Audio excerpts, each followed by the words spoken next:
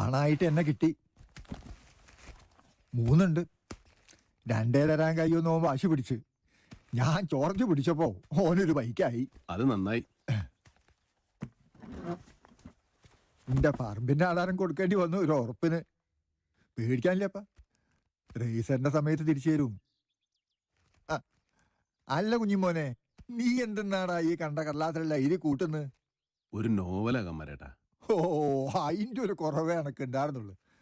അതുപോട്ട് നിനക്കെന്താ പണത്തിന്റെ അത്യാവശ്യം? അത് കോഴിക്കോട്ട് ഒരു കുട്ടി താഴത്തുനിന്ന് നമ്പോലം ബാബു പറഞ്ഞപ്പോ ഞാൻ വിശ്വസിച്ചില്ല.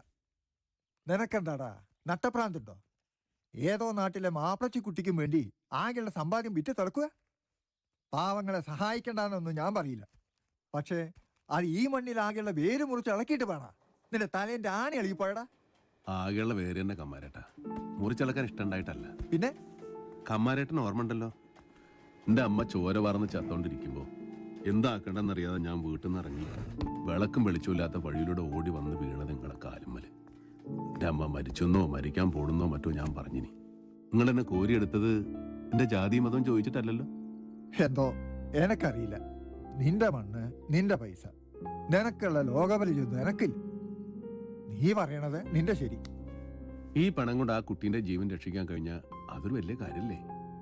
ചിലപ്പോൾ വയസ്സാം കാലത്ത് ഇന്നെ പോറ്റാൻ ആ കുട്ടി ഉണ്ടാവില്ലെന്ന് ആർക്കാ പറയാൻ കഴിയും? ആയിക്കോട്ടപ്പാ, പക്ഷെ നീ ഇങ്ങനെ ഒറ്റാന്തടിയായിട്ട് എത്ര കാലടാ? നിനക്കും വേണ്ടെടുത്തോണ. വൈകാണ്ട് അങ്ങനെ സംഭവിച്ചു കൂടുന്നില്ല. അങ്ങനെ എന്തെങ്കിലും ഉണ്ടായാലും അവളെയും കുട്ടി ആദ്യം ഞാൻ വരുന്നത് നിങ്ങളെ വീട്ടിൽ വരുന്നതിനായിരിക്കും. എന്താ? എന്റെ അടുത്തല്ലാണ്ട് നീ ഏടാ പോവുക? ഇതന്നെയല്ലേ കമ്മാരേട്ടാ ശരിക്കുള്ള സ്നേഹം. നോട്ട് കെട്ടുകൊണ്ടും പൊന്നുകൊണ്ടും പറമ്പടന്നിട്ടും തിരിച്ചു വാങ്ങാൻ പറ്റാത്ത സ്നേഹം. നമുക്കത് മതി. കൊടുത്തും വാങ്ങിയും നമുക്ക് അതുകൊണ്ടൊക്കെ അങ്ങനെ അങ്ങോട്ട് ജീവിക്കാം. അത്രക്കൊക്കെ ഉള്ള കാലല്ലേ ബാക്കിയുള്ളൂ.